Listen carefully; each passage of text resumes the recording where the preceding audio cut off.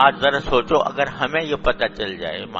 کسی طرح کہ بھئی چھٹی ہے تمہاری، یعنی تمہیں نے کوئی عذاب نہیں ہوگا، جتنے تمہارے گناہ ہیں سب معاف، اگلے پچھلے سب معاف ہیں، اللہ تعالیٰ کی طرف سے اعلان ہو جائے، پھر دیکھو کیا رنگ رنگیاں مناتے ہیں کہ بھئی چھٹی تو مل گئی، اب چونکہ چھٹی مل گئی لہذا اب جو چاہو کرو۔ لیکن رسول کریم صلی اللہ علیہ وسلم اس اعلان کے بعد کس درجہ شکر ادا کرتے ہیں۔ صحابہ کرام رضی اللہ تعالیٰ عنہ مجمعین نام لے لے کر اللہ رسول کریم صلی اللہ علیہ وسلم بتا دیا یہ جنت میں ہے، یہ جنت میں، ابو بکر جنت میں ہے، عمر جنت میں ہے، عثمان جنت میں ہے، علی جنت میں ہے، سعد بن ابی وقاص جنت میں ہے، عشرہ مبشرہ جن کو کہا جاتا ہے، نام لے کر خوشخبری سنا دی۔ اس کے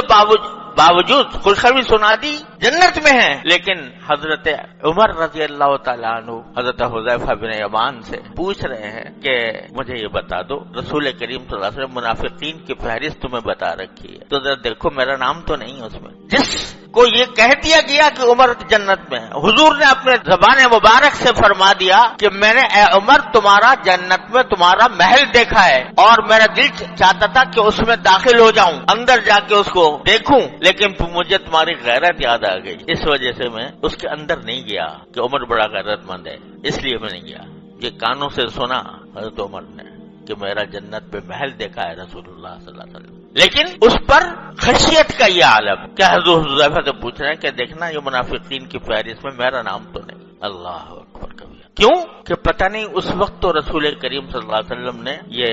فرما دیا تھا، لیکن کہیں بعد میں مجھ سے کوئی غلطی نہ ہو گئی ہو، بعد میں مجھ سے کوئی ایسی حرکت سرزد نہ ہو گئی ہو۔ اور ایک اتنی پیاری بات ایک مرتبہ حضرت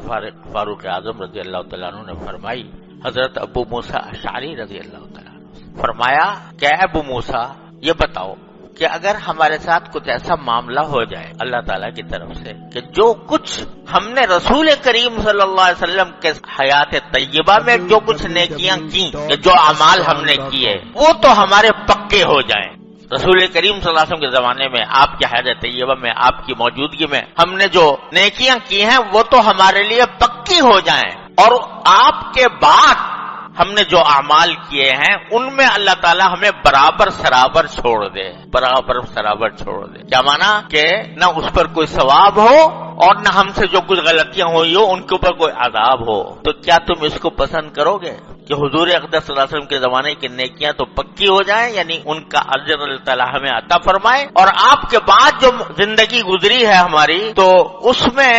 ہم برابر سرابر چھوٹ جائیں کہ نہ عذاب ہو نہ ثواب ہو،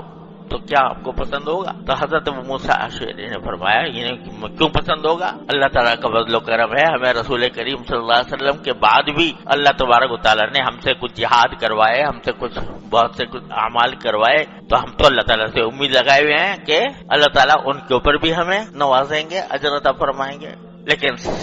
جواب میں حضرت فاروق اعظم نے فرمایا میں تو اس پر راضی ہوں کہ جو کچھ رسول اللہ صلی اللہ علیہ وسلم کے زمانے میں ہم سے ہوا وہ پکا ہو جائے اور اس پر اللہ تعالیٰ ثواب دے دے اور بعد میں برابر سرابر چھوڑ۔ کیا مطلب کہ پتہ نہیں رسول کریم صلی اللہ علیہ وسلم کے زمانے میں آپ نے تو کہہ دیا تھا کہ عمر جنت میں ہے، آپ نے کہہ دیا تھا کہ میں نے محل دیکھا ہے، لیکن آپ کے بعد کہیں مجھ سے کچھ ایسی غلطی نہ ہو گئی ہو کہ جس کی بنا پر میں عذاب کا مستحق ہوں،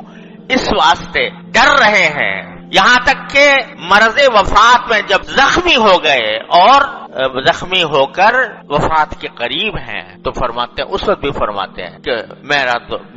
مجھے تو اللہ تعالیٰ اگر برابر سرابر چھوڑ دے، برابر سرابر چھوڑ دے، یعنی نہ کوئی اجر عطا فرمائے اور نہ کسی غلطی پر مواخذہ فرمائے تو میں اس پر راضی۔ یہ مقام عظمت کا اور یہ مقام خشیت